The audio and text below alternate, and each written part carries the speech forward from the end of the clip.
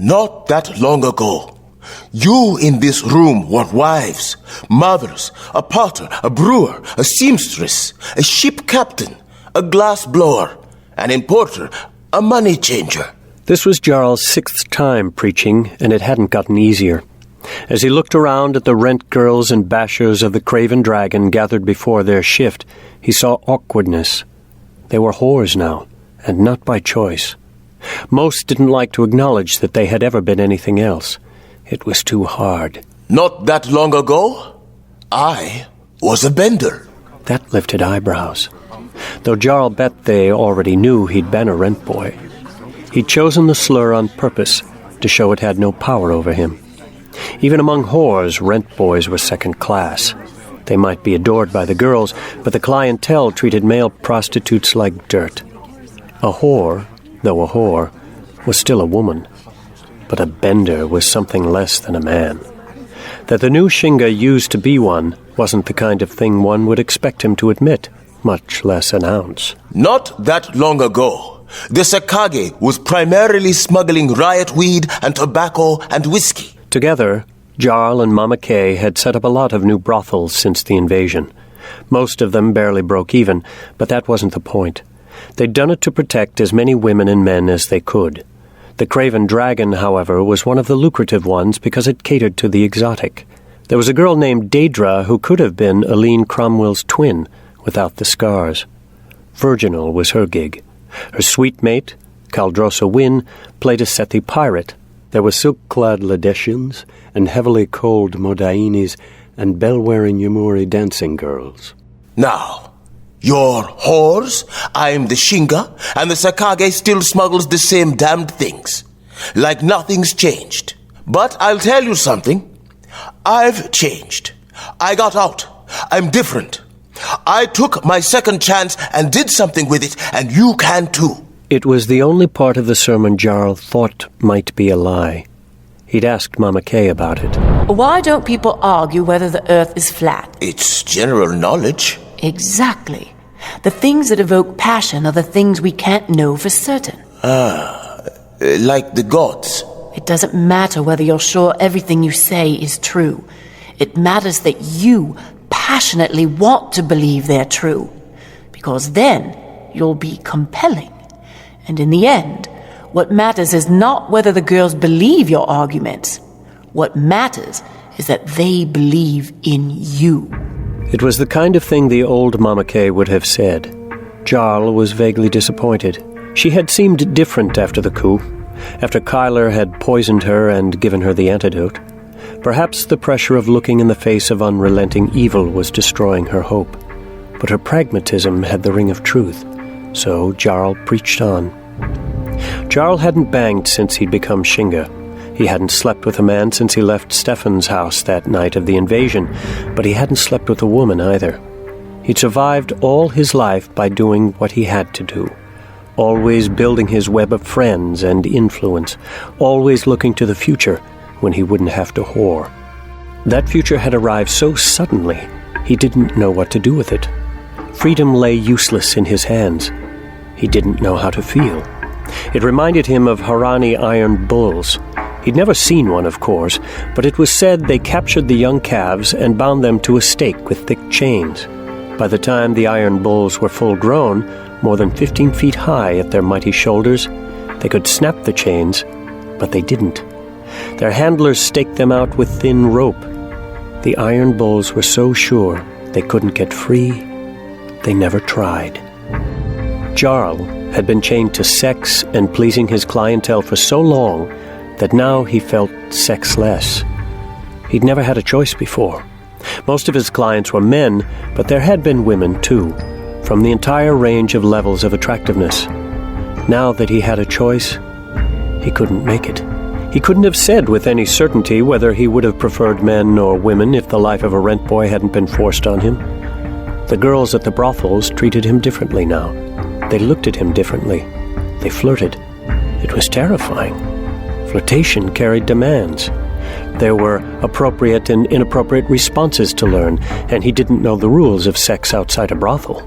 His regulars had always spoken of it as being unsatisfying. But then their experiences couldn't exactly be representative, or everyone would be regulars at a brothel, wouldn't they? He was losing his focus. He couldn't think about this now. Hope had to be sold as a whole package. Of all the women in the Warrens, you're the luckiest. You are lucky enough to become whores here. Lucky enough to become whores. 6 months ago, most of you would have crossed the street rather than pass a whore. Now you are whores, and I'm the Shinga, and the Sakage is still doing the same damn things. King Ursul thinks you're finished. He plans to let the winter kill off most everyone in the Warrens. He figures that by the time the food riots get going, everyone will be so weak his soldiers will have no trouble with us. He figures that the Sakage is too passive and too greedy to stop him. He plans to split us apart by offering us scraps of his table to destroy each other. The funny thing is, he's right. We've learned that in the spring he's bringing down another army and a few thousand colonists, all of them men. He plans to kill everyone in the Warrens except you. Again, you'll be the lucky ones. You'll be married off to whichever Caladoran buys you. Now, maybe the Caladorans will change and they'll stop with the beatings and the bedroom humiliations once you're their wives. Ursul expects that you are such cowards, you'll hold on to that diseased hope. He expects that sick hope to paralyze you until it's too late, until your men are dead, your friends are scattered, and the Sakage's strength is broken. In a year, you'll start bearing sons for your new Caladoran husbands and have the joy of watching them turn into monsters who treat their wives as their fathers treat you. It'll be normal. You'll bear daughters who will think it's normal to be kicked and spit on and forced to, well, you know all the things they'll be forced to do. Your daughters won't resist. They'll look to your cowardice and believe that such is a woman's lot. It'll be normal. That's what the king expects will happen. And he's been right about everything so far. Things have changed in the last few months for each of us. For each of you and for me. Now I say it's time for things to change for all of us together. I say it's time for the Sakage to change. We've been at war, and we've been losing. Do you know why? Because we haven't been fighting. The Caladorans want us to quietly die? Fuck them. We'll fight in ways they've never seen. The Caladorans are going to starve us? Fuck them. If we can smuggle riot weed, we can smuggle grain. They want to kill your men. We'll hide them. They want to conduct raids. We'll know when they're going before they do. They want to gamble? We'll cheat. They want to drink? We'll piss in their beer. What can we do? Right now, I want you to dream. I want you to think not about going back to what we had before Calador came. I want you to dream of something better. I want you to dream of a day when being born in the Warrens doesn't guarantee dying in the Warrens. I want you to dream of getting a second chance and what could happen for this city and this country if everyone got a second chance. Dream of raising your children in a city where they don't have to be afraid all the time. A city without corrupt judges or Sakage extortion. A city with 12 bridges over the Plith and not a guard on one of them. A city where things are different because of us. I know you're scared right now. Your shift starts in a few minutes and you have to go face those fuckers again. I know. It's fine to be frightened, but I'm telling you, be brave inside. The time is coming when you will be needed. If the nobles want to win this war and take this country back, they're going to need us, and our help is going to come at a price. Our price is a city that's different, and you and I get to decide how. You and I have that power. So, for now, we can go on with things as usual, or we can dream and get ready.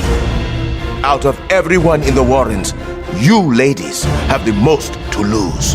Jarl walked over to the pirate girl Caldrosa Wynn and touched her cheek beneath one blackened eye. But tell me, is this what you gave up your husband for? A crown for a black eye? One more when they hurt you so bad you can't work the next day? Is this what you deserve? Tears leaked from Caldrosa's eyes. I say hell no! You came here because it was the best you could do. You get a crown for a black eye because it's the best Mama K could negotiate. As your Shinga, I'm here to tell you that the best isn't good enough.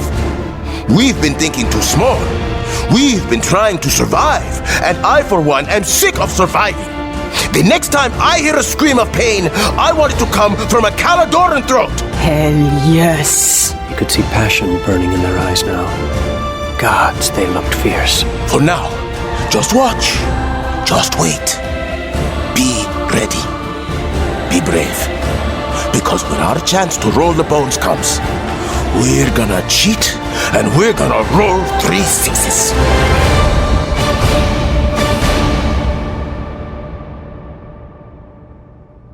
Honey! Honey, get up! What? You do look like someone sat on you. Ooh, and you do stink. Honey, we've got to go shopping today, remember? Kyla grabbed a pillow and pulled it over his head. Aline leaned over to grab the pillow, but Kyla wouldn't let go of it. So she sang the Good Morning song. Morning. It consisted of the words good and morning, repeated 37 times. It was one of Kyla's favorites. Good morning. Good Aline morning. pulled on the pillow and Good Kyla morning. grabbed her and flipped her onto the bed next to him. Whoa, What? Morning mouth. It was a lie, of course. With the way his lips felt, she wouldn't have cared if he did have bad breath. But he didn't. His breath never smelled. Not just never smelled bad. He could chew mint leaves or moldy cheese and his breath wouldn't smell at all. It was the same with the rest of his body. Put perfume on him and it just disappeared. Probably something to do with the Kakari. I'll show you, morning mouth.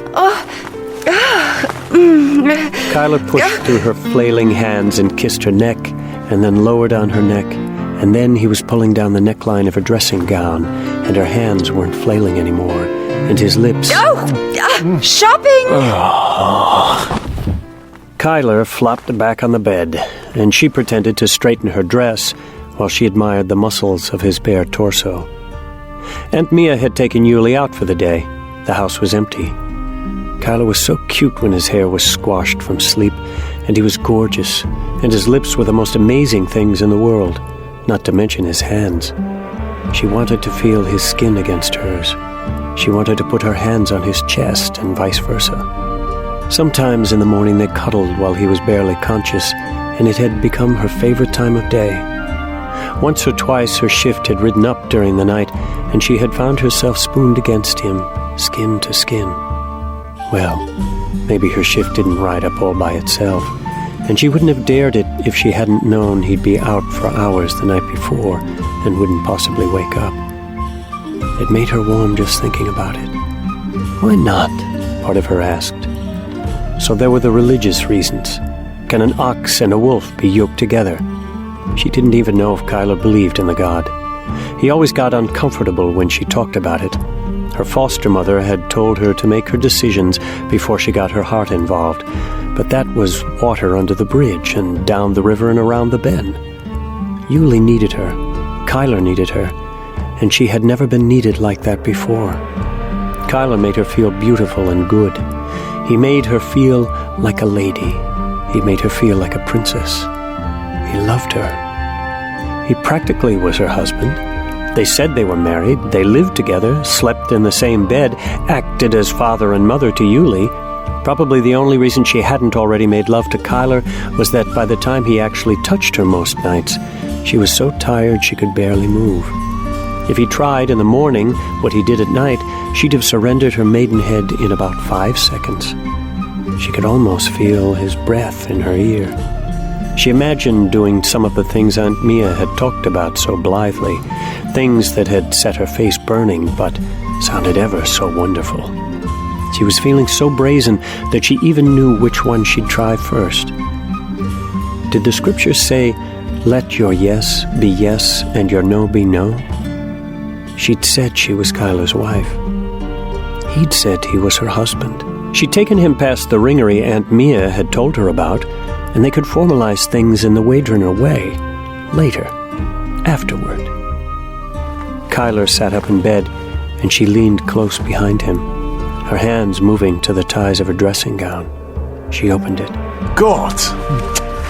Kyler gave her a quick peck on the cheek without turning around far enough to see the rest of her. I've got to piss like a warhorse. He stood and started pulling on clothes. For a moment, Aline was frozen. Her dressing gown hung open, her body exposed. What are we shopping for? She had barely laced up her dress when his head poked out of his tunic. Well? What? Oh, Yuli's birthday, right? We're getting her a doll or something. Yes, that's it.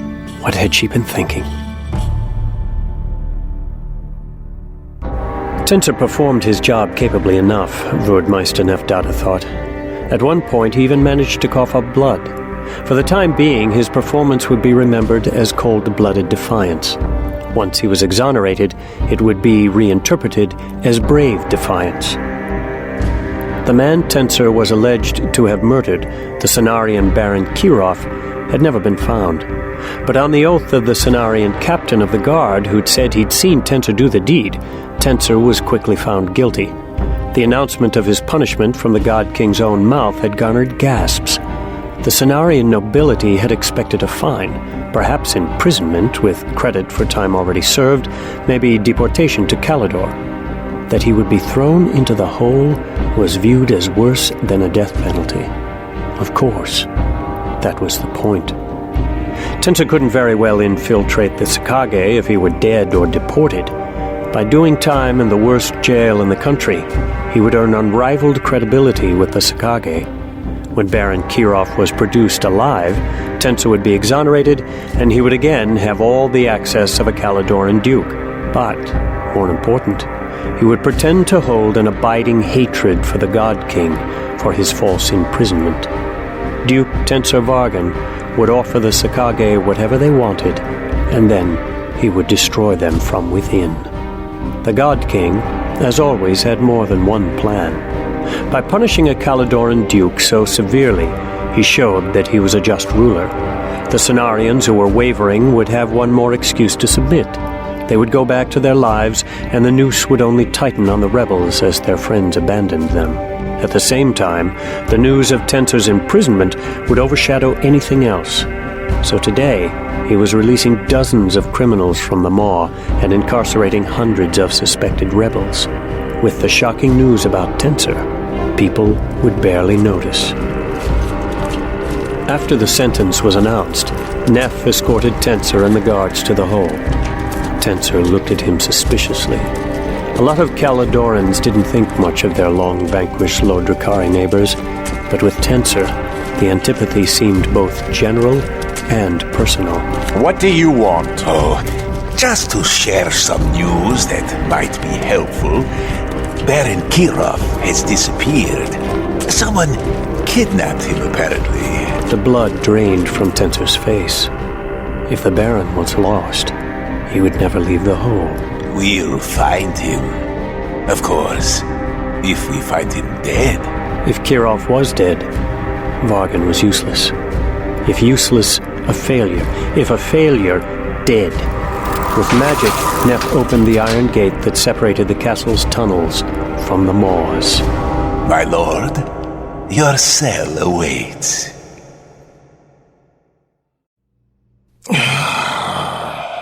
Jarl rubbed his temples. They'd been interviewing prisoners released from the maw all day. The prisoners had only learned of the coup after the fact, when witches appeared searching for something. The witches left empty-handed, so it didn't seem important. What was important was that a former brothel manager named Whitey had been awake when two guards had led a prisoner toward the hole. He'd been awake, and he'd stayed awake.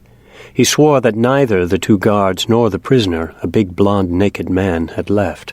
Furthermore, Whitey recognized one of the guards, a foul man who'd been on Jarl's payroll, whom Jarl had sent to the castle with a very specific task. The witches coming after them had gone as far as the maw, but there had been no sounds of fighting, no indications that they had seen anyone. It was impossible, and Whitey couldn't make any sense of it. Jarl dismissed Whitey. Is it possible? What do you think? What are you talking about? It proves he was alive later than we thought. And we know that the head they've put up wasn't his. That's suggestive. Gods. What? What? Logan Geyer. What? He was killed in the North Tower. What would you do if you had just killed a guard deep in the maw and were changing into his clothes when you saw 6 witches were coming your way? There's only one way out, and that way was blocked by the witches. You're not saying Logan jumped into the hole. I'm saying Logan Geyer might still be alive. Hold on. Mama Kay got up and started looking through a stack of papers. If I recall correctly... here. Remind me that we need to give this girl a bonus. She has a regular who likes to brag. Gorky throws their bread down the hole and watches them try to grab it without falling in. He says at least 3 of the prisoners have been... 3 of the prisoners have been eaten by the others in the time Gorky's been starving them. She describes a giant of a man almost 7 feet tall. Several times he's been able to reach bread that Gorky tried to throw down the hole. Gorky has special hatred for the man, the one they call King.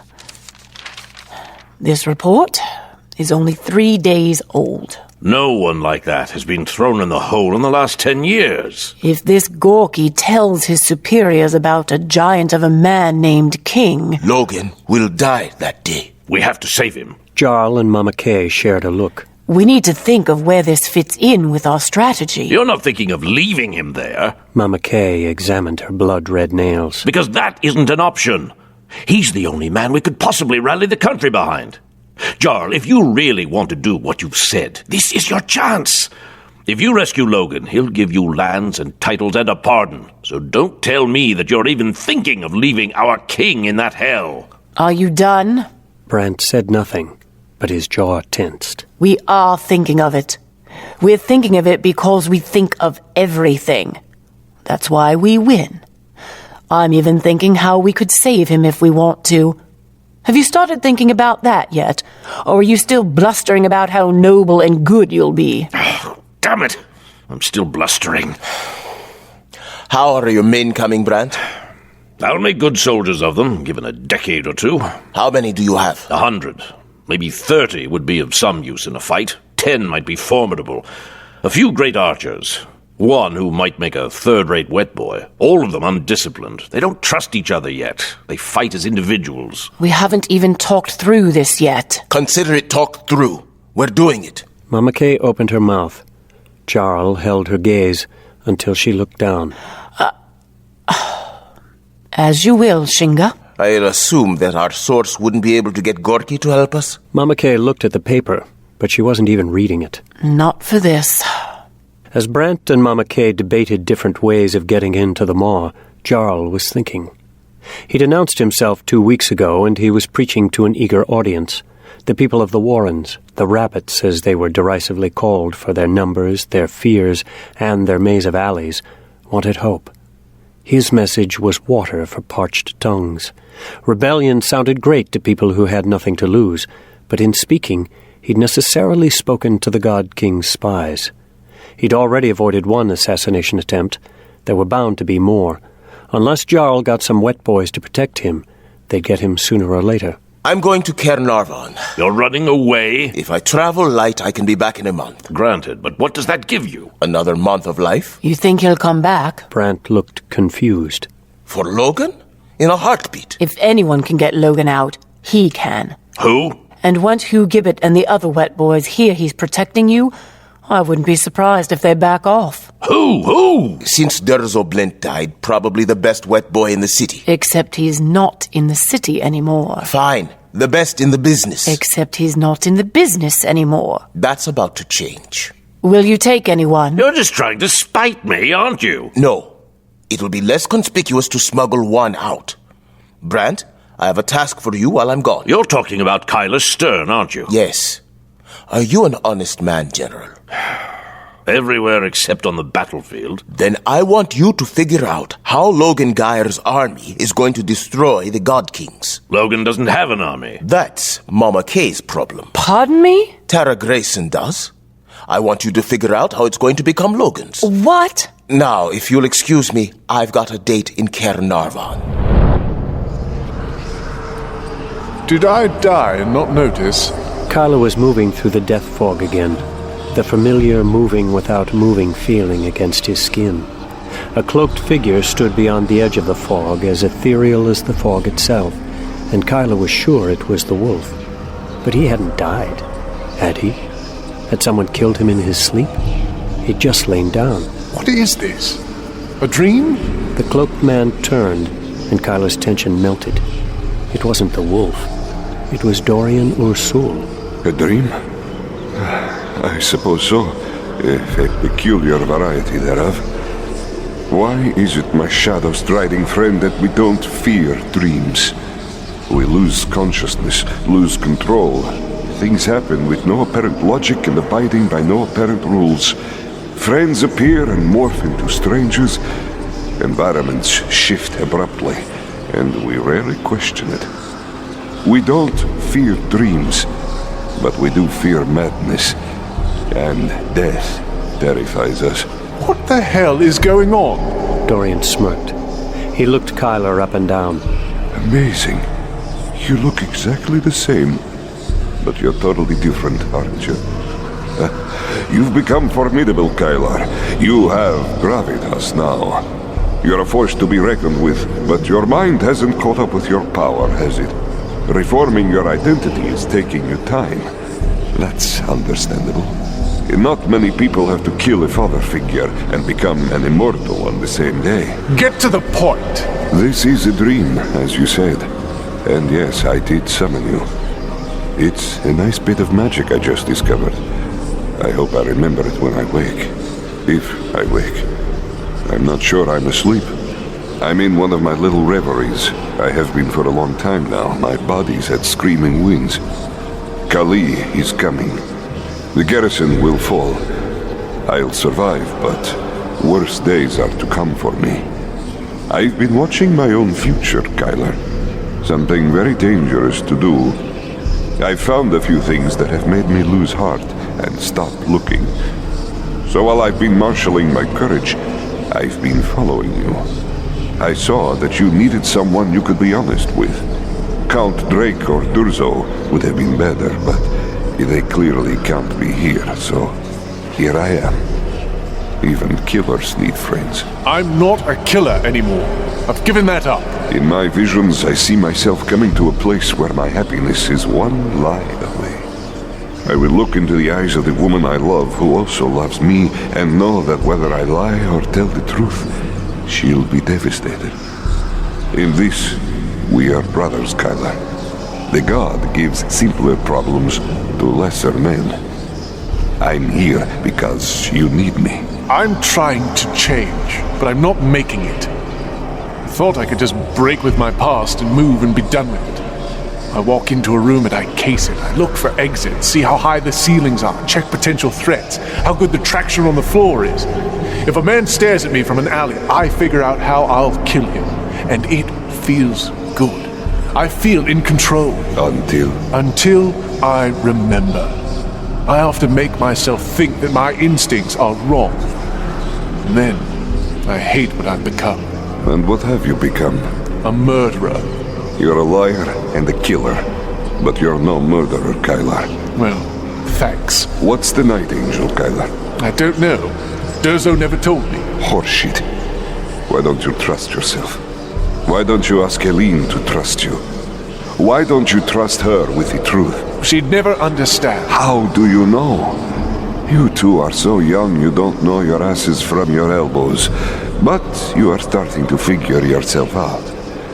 Helene's accepted a tiny box as her faith, and you're way outside of what she knows about the god. She's got the arrogance of youth that tells her what she knows about the god is all there is to know about him. She loves you, so she wants you to stay in that box with her. And that box is too small for you. You can't understand the God who's all mercy and no justice. That cute, fuzzy God wouldn't last 2 minutes in the Warrens, would he? Well, I hate to tell you this, but Eileen's 18. All she knows about the God isn't all that much, Skylar. I don't think the God finds you abhorrent. The horror is having profound power in one hand and a strong moral sense in the other, and absolutely no foundation to stand on. For the last couple of months, you've tried to accept Eileen's moral conclusions while rejecting her premises. And you say she's not logical? Where do you stand, Shadow in Twilight? You've got choices to make. But here's another hard truth. You can't be whatever you want to be. The list of things you'll never be is a long one, even if you do live forever. Do you want to know what's at the top? Mild-mannered herbalist. You're as meek as wolf, Skylar. And that's what Eileen loves about you. And it's what she fears about you. You can't keep telling her it's all right, that this disguise is who you really are. It's not. Why don't you trust Eileen enough to ask her to love the man you really are? Because I hate him. Because he loves killing. Because she doesn't understand evil and he does. Because he never feels so alive as when I'm bathed in blood. Because he is a virtuoso with the sword and I love what he can do. Because he is the night angel and the angel is in the night and the night is in me. Because he is the shadow that walks.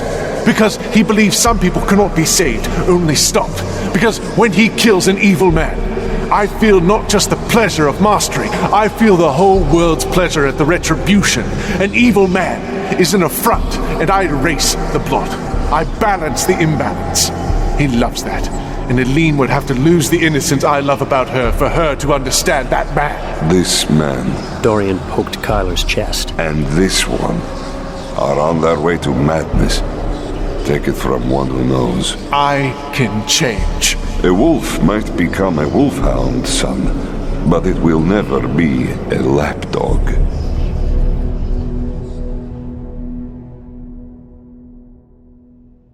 We are at war. Speaker Istariel Wyant liked making pronouncements.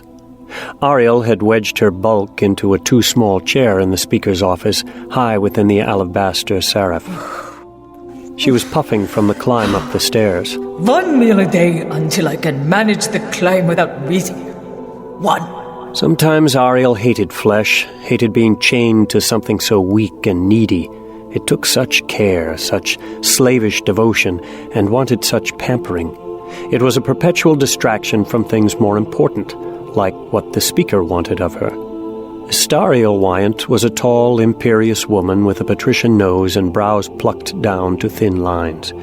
She had knobby joints that made her look lanky rather than willowy, and despite her pinched, middle-aged face, she had the most beautiful long blonde hair of any woman Ariel knew. Istariel adored her hair.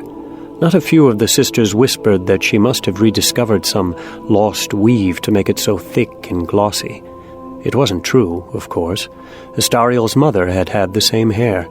It was one reason their father had married her after Ariel's mother died. Besides, Istariel wasn't that talented. This war is not just over what it means to be a Maja, but what it means to be a woman. Seeing the undisguisedly ironical look on Ariel's face, Istariel changed tack. How have you been, sister? Fine. And how are your studies progressing? The last 2 years of my life have probably been a complete waste. Still the same old Ariel. When they had been younger and Ariel had cared more about what her aristocratic little sister thought of her, it had been a bitter irony for her. Ariel had always fallen squarely in Istariel's blind spot. The near genius with which Istariel instantly understood the men and women around her had never extended to Ariel, with whom she spent so much time. When Istariel looked at her, she saw Ariel's broad peasant face and thick peasant limbs, her lack of social graces and lack of concern for the important things, privilege, power, and position, and she saw a peasant. Istariel thought she understood Ariel, so she stopped thinking about her at all. Now, she even allowed her eyes to flick down. Yes, I've gotten fat. Well, I suppose you have put on a little. And how are you, Speaker? Why was it she could master the 84 variations of the Cymbeline weave with perfect timing, structure, and intonation, but not make conversation? Surely small talk should be reducible to perhaps a few hundred typical questions, delineated into conversation trees according to the conversant's responses, how well one knew the conversant, what the current events were, and one's position relative to the conversant. Timing of the questions and the length of one's responses would have to be studied as well, but many weaves required exact timing, too, and Ariel's rhythm was perfect. One might have to take into account the physical setting. One would speak differently in the speaker's office than in a tavern. Topics of study could include how to deal with distractions, appropriate degrees of eye contact or physical touch, taking into account cultural variations, and, of course, the differences in speaking with men and women, subdivided by whether one were oneself, a man, or a woman. Ariel supposed she might have to include children in the study as well, and it would be important to include how to speak with those toward whom you had varying degrees of friendship or interest, romantic or otherwise. Or should it? Should one make small talk differently with a woman whom you thought you might like to befriend than with a man you had no interest in? Were there socially appropriate ways to curtail dull conversations? That made Ariel smile. In her book, curtailing dull conversations would be a huge plus. Still, the project as a whole had little to do with magic, perhaps nothing. Indeed, she decided that the study, while worthy, would be a poor use of her own gifts. But you're really not listening, are you? Ariel realized that her sister had been speaking for some time. It had all been meaningless, but Ariel had forgotten to pretend to be paying attention. Sorry. Astariel waved it away, and Ariel realized that Astariel was almost relieved that Ariel was back to acting the way she expected. Ariel, the distracted, oblivious genius, big brain and bigger talent, and nothing else. It allowed Astariel to feel superior. I got you thinking, didn't I? Ariel nodded. About what? I was thinking about how bad I am at small talk, and wondering why. And formulating a course of study on it? I decided I'm the wrong person for the task. What were you saying? Oh, Ariel, you don't care, and you're not very good at pretending you do. No, I don't. But you do, so I can listen politely. Forget it. The war I was talking about? Some of the younger sisters want to form a new order. Another bunch who want to disavow the Alitaran Accord and become war magi. What a waste. They spent their time trying to change the rules rather than ignoring them and making them moot. Nothing so simple. These ladies propose to call themselves the Chattel. Oh my. Tyros were not allowed to marry, but many sisters eventually decided to. Of those, most went back to wherever they had come from or where their husbands lived. Some stayed on at the chantry, but few rose to high levels. Often, that was simply a matter of choice. The women decided that with children, husbands, and homes, they'd rather be with their families full-time. Sometimes, though, ambitious sisters wanted it all. They wanted to be married to the chantry and to a man. Those never rose as high as they believed they deserved, because after a certain level, the other sisters wanted leaders for whom the chantry was their whole family. The women who sacrificed family for the seraph saw it as their right to be promoted beyond those who worked half-jobs, no matter how brilliantly. The attitude even extended to married sisters who didn't have children, because sisters assumed that they would eventually throw away everything worthwhile to tend a man and his brats. Like any peasant woman, the sisters quietly called them chattel, voluntary housekeepers and broodmares to men, and they said the chattel wasted the chantry's time and money, and worst, their own talents. Usually the comments went unchallenged because the vast majority of the sisters at the chantry were single. Either they were instructors or they were students. It was considered rude to call a married sister a chattel to her face, but it happened. If the married sisters formed an order, and Ariel couldn't see how they could be denied, they would have tremendous power. Their numbers included more than half of all the sisters.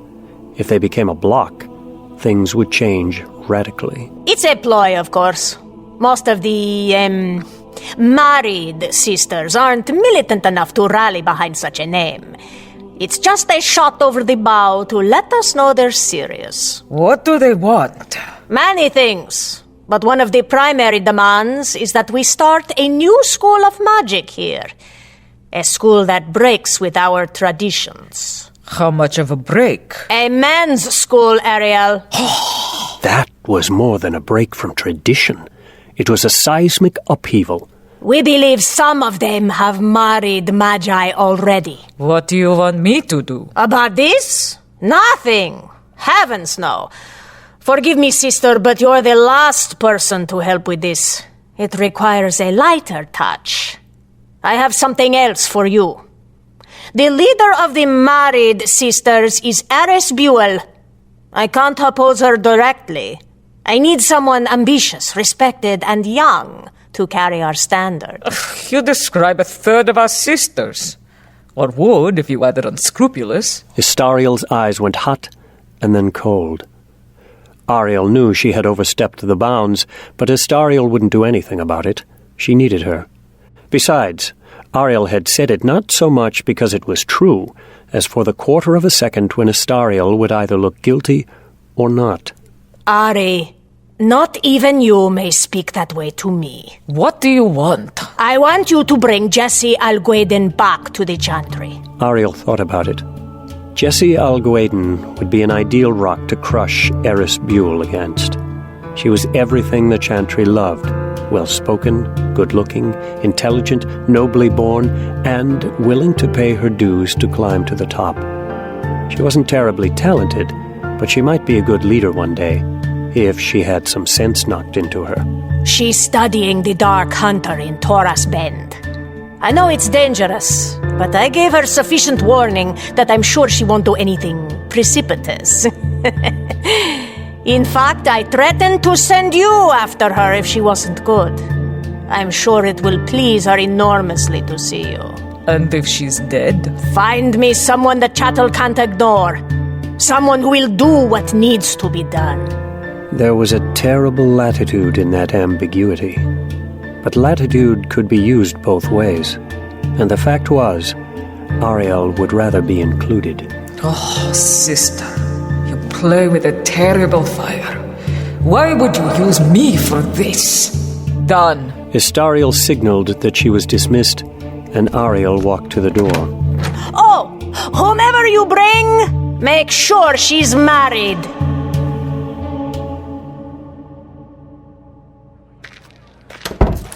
Kyler was outside the shop closing up when he sensed he was being watched. He curved his fingers unconsciously to check the knife strapped to his forearms, but there were no knives there. It wasn't being weaponless that made him feel vulnerable. A wet boy was a weapon. He felt vulnerable because of his oath. No killing, no violence. What did that leave him with? Whoever it was, they were standing in the shadows of the alley beside the shop. Kyler had no doubt they were waiting for him to walk to the front door, which was only steps away from the alley. With his talent, he could get into the door and lock it, and give away his abilities. Or he could run away and leave Yulie unprotected. Seriously, before there had been a woman in his life, things had been so simple. Kyler walked toward the door. The man was disheveled and wearing rags, with the bloodshot eyes and missing teeth of a riot weed addict. The knives the Ladeshian held seemed serviceable enough, though. He leapt out of the alley. Kyler expected the man to demand money, but he didn't. Instead, he attacked instantly. Don't kill me! Don't kill me! Kyler simply moved, and the addict went sprawling. The man picked himself up and charged. Kyler waited, but he moved abruptly. The addict smashed into the wall. After kicking away the bleeding man's daggers, Kyler rolled him over with a foot.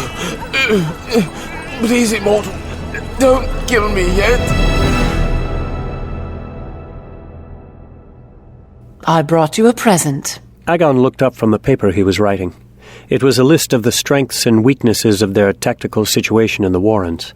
So far, it was a depressing list. He got up from the table and followed Guinevere into the next room of her house. trying not to think how good she smelled.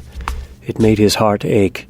Her dining room table was covered with a cloth that had 10 lumps beneath it. Aren't you going to open it? Agon raised an eyebrow at her. He pulled the cover cloth off. On the table were 10 unstrung short bows. They were adorned with simple, almost crude scrimshaw of men and animals, mostly horses. Guinevere, you shouldn't have. That's what my accountants tell me. He picked one up and tried to bend it. Careful. The man who procured these bows said you need to warm them by a fire for half an hour before you string them. Otherwise, they'll break. They really are Yumuri bows. I've never even seen one before. The bows were one of the marvels of the world. No one but the Yumuri knew the secret of their construction, though Agon could plainly see that somehow they used not only wood, but also horn and glue from melted horse hooves. They could punch an arrow through heavy armor at 200 paces, a feat only Alateran longbows could match. And these bows were short enough to be used from horseback. Agon had heard stories of the lightly armored horse lords riding circles around heavily armored companies outside the range of traditional archers, shooting the entire company to pieces. Every time lancers charged, the light Yumuri on their little ponies fled, shooting arrows the whole way. No one had yet figured out how to counter such an attack. Thank the gods no one had ever united the Yumuri, or they would overrun all of Mid-Kiru. The bows would be perfect for Agon's witch hunters. He caressed the one in his hand. You know the way to a man's heart, Guinevere. She smiled, and for a golden moment he smiled too. Guinevere was beautiful. So smart, so capable, so formidable, and now, as she looked in his eyes, somehow fragile, rocked by the death of Durzo, the man she'd loved for 15 years. Guinevere was deep and mysterious, and though he thought himself too old to be stirred by such things, he was stirred by her beauty, her smell. Gods, was that the same perfume she'd worn all those years ago? It shook him to his core. But there, at his core, he saw his wife. Whether she was dead or alive, he might never know. He could never mourn, never move on, never give up hope without giving up on her and somehow betraying her. His smile dropped a notch, and Guinevere saw it. She touched his arm. I'm glad you like them. More shocking than the mugger's words was his face. He was the same man whom Kyler had sworn he'd seen briefly from Count Drake's window the day V tried to kill him. Kyler dosed the man with poppy wine and took him to a home for the treatment of addicts. Addicts from wealthy families, of course. The treatment itself was simple, mostly time. The attendants administered teas and other herbs of doubtful usefulness, restrained the addict, cleaned up the diarrhea and vomit, and waited. The walls were thick, the cells separate and private. Kyler had no trouble with the guards, who took one look, saw an addict, and let them in. Please, restrain me. The pair entered a tiny cell. There was a writing desk, a chair, a basin, and a pitcher, and a bed. But the walls were blank brick. It was deliberately Spartan. The fewer things in the room, the less likely a suicide attempt would be successful. I don't think you'll get out of control for a few hours, at the least. Don't be so sure. So Kyler bound him to the bed with the thick leather straps, and the man looked relieved. He smiled his gap-toothed addict smile. It turned Kyler's stomach. Hadn't this man once had a brilliant smile? Who are you? And what is it you think you know about me? I know that you have a Kakari, Kyler Stern. I knew Durzo Blint, and I know you were his apprentice, and I know this is your second incarnation. You used to be called Azoth. Who are you? I am Aristarchos Ban Ibron, Shalakroy of Ben Yurin in the Silk province of Ladesh. Is Shalakroy the Ladeshian name for a riotweed addict? No, I'm sorry. And I'm sorry for the attempt on your life. I wasn't in control of myself. I could tell. I don't think you understand. I've seen addicts before. I'm not just an addict, Kyler. Same thing every addict would say. I tried to get out of Scenario when the city fell, but my Ladeshian skin betrayed me. The Caladoran stopped me and interrogated me about the silk trade. They hate the silk monopoly as much as the rest of you, Midkiru. That interrogation would have been fine, but a Verdmeister named Nefdada saw me.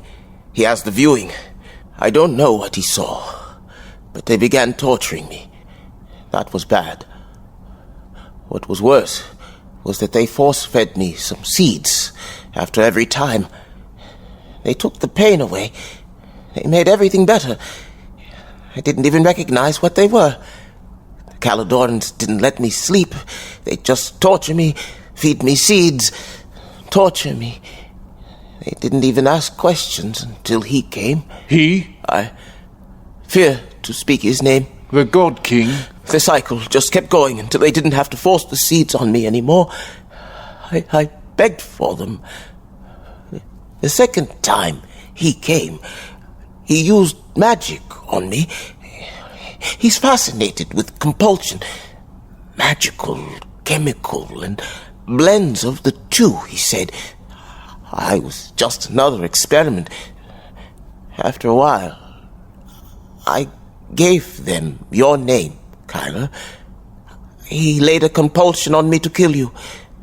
I had a box with my seeds in it that would only open once I obeyed. You see, I tried riot weed to get me by. I tried poppy wine. Nothing works. I thought if I could get here fast enough, I could warn you. I did hold some things back. They don't know you come back from death. They don't know about the society or your incarnations. What society? Durzo never told you? Not a word. The Society of the Second Dawn. Never heard of it. The Society of the Second Dawn is devoted to the study of reputed immortals, the delineations of their abilities, and the confinement of said powers to those who would not abuse them. We are a secret society, spread over all the world. It's how I was able to find you. We were founded centuries ago. Back then, we thought there were dozens of immortals. Over the years, we concluded that there were at most 7, and maybe just 1. The man you knew as Durzo Blint was also Ferric Fireheart, Vin Crayson, Tal Draken, Eric the Black, Hrothen Steelbender, Zack Earthkin, Rebus Nimble, Quos Delanoish, Zerutic Mir Gregor, Pips McCloskey, Garrick Shadowbane, Dav Slinker, and probably a dozen others we don't know. That's half the stories of Midkiru. He successfully masqueraded as a native of at least a dozen different cultures, probably twice that. He spoke more languages than I've even heard of, at least 30 not counting dialects, and all of them so fluently natives couldn't detect an accent. There were times when he would disappear for 20 or even 50 years. We don't know if he lived in solitude or married and settled down in remote regions, but he appeared in every major conflict for 6 centuries, and not always on the side you would expect.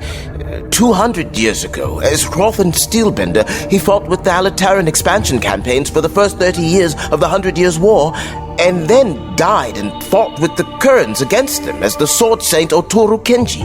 Now it was Kyler who was shivering. He remembered when his guild had tried to mug Durzo.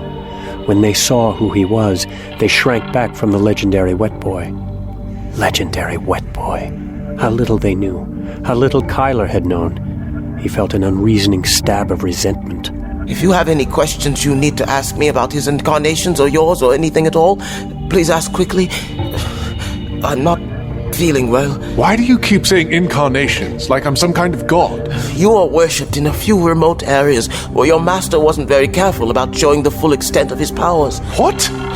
The society says incarnations because lives is too confusing, and we aren't sure if you have as many lives as you want, or a finite number, or just one life that never ends. None of us have ever actually seen you die. Incarnations has its critics too, but that's mainly among the Modaini separatists who believe in reincarnation.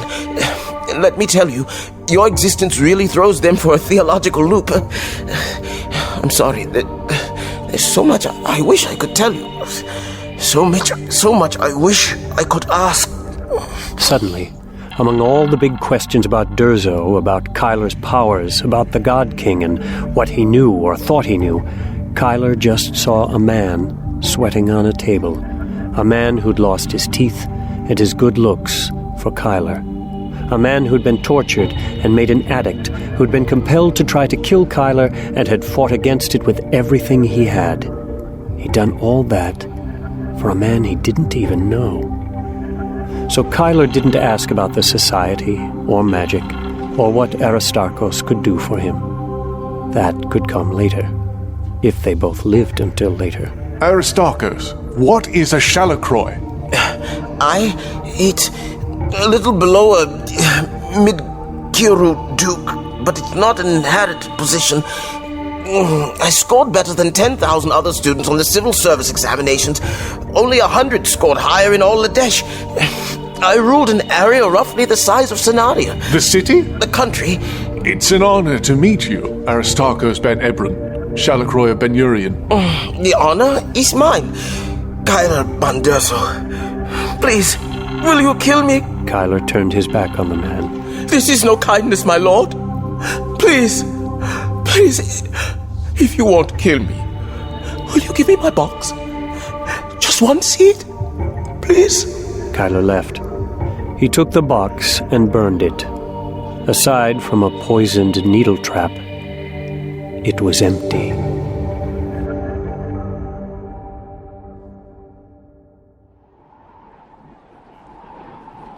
Your Holiness, our assassin is dead.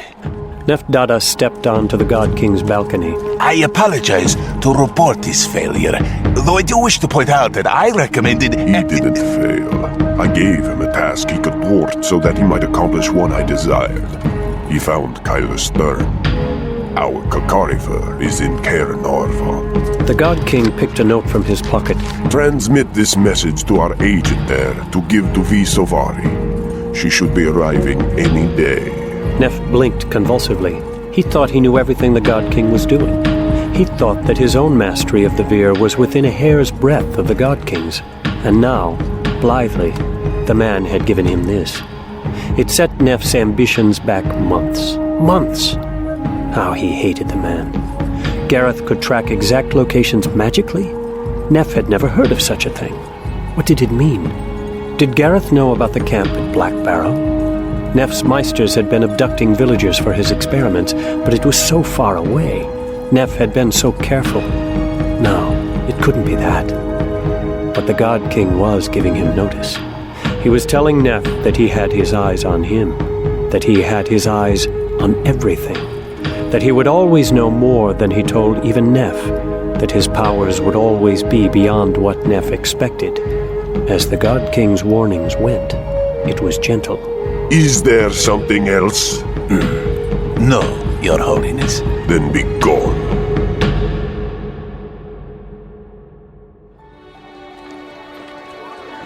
Despite all the reasons he had to be grumpy, when Aline was in a good mood, it was hard not to be happy. After a quick breakfast and a cup of utai to stave off weariness, Kyla found himself wandering the streets with her hand in hand. She was wearing a cream-colored dress with a brown taffeta bodice the color of her eyes. It looked fabulous in its simplicity. Of course, Kyler had never seen Aline wear anything that he thought looked less than marvelous. But when she was happy, she was twice as beautiful as usual. Oh, this is cute, isn't it?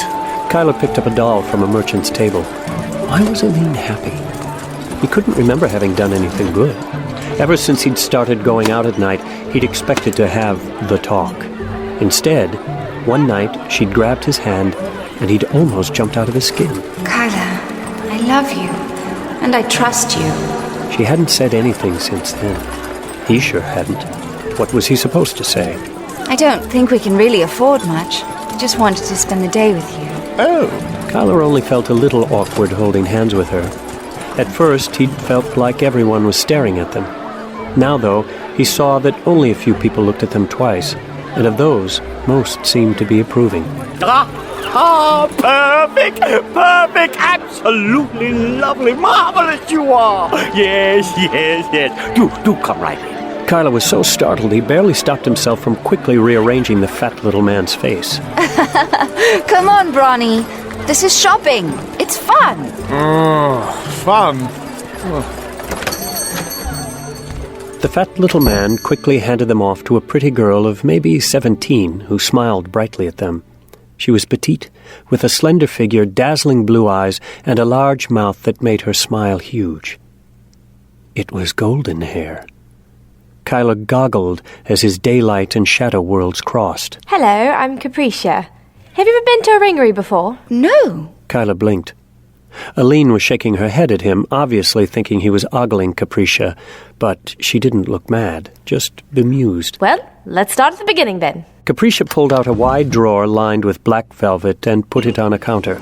It was filled with tiny paired rings of gold and silver and bronze, some decorated with rubies or garnets or amethyst, or diamonds or opals, some plain, some textured. You've seen people wearing these all over the city, right? Aline nodded.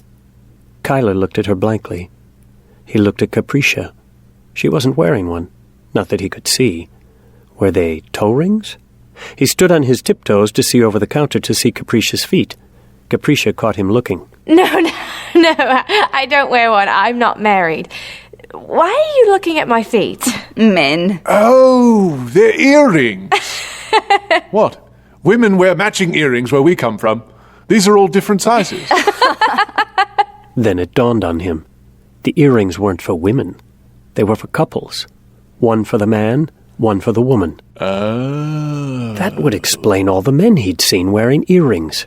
He scowled. He could have said which men were concealing weapons in their clothing and known their likely degrees of proficiency with them. What did he care about what they wore in their ears? Wow, look at those. Aline pointed to a pair of silvery gold sparkling rings that looked suspiciously expensive. Aren't they beautiful? Will you tell us all about the rings? We're a little unfamiliar with the tradition. Here in Waithrin, when a man wishes to marry a woman, he buys a set of rings and gives them to her. Of course, there is a public ceremony, but the wedding itself is performed in private. You two are married already, right? Right. We're just new to the city. Well, if you're looking to get married in the Waithrin way, but maybe don't have the money or the inclination for a big ceremony, it's very simple. You don't have to worry about the ceremony at all. The marriage is recognized as long as you've been nailed. Nailed? I mean, as long as you've affixed the seal of your love, or been ringed. But, well, most people just call it getting nailed. I'm guessing that's not part of the usual pitch. Kyler, can we see the wedding knives? Capricia pulled out another drawer lined with black velvet. It was full of ornate daggers with tiny tips. Kyler recoiled. It gets scarier. Generally, right before the marriage is consummated. I'm sorry, I've never actually had to explain this. Mr. Bureri usually... Never mind. When a man and a woman marry, the woman has to give up a lot of her freedom. The woman does? So the nailing, the ringing, or affixing of the seal... Just call it nailing. I slipped up. I'm really supposed to call it... Right. When the bride and the groom retire to their bedchamber, the man gives the rings and the wedding knife to the bride. The man must submit to her. Often she will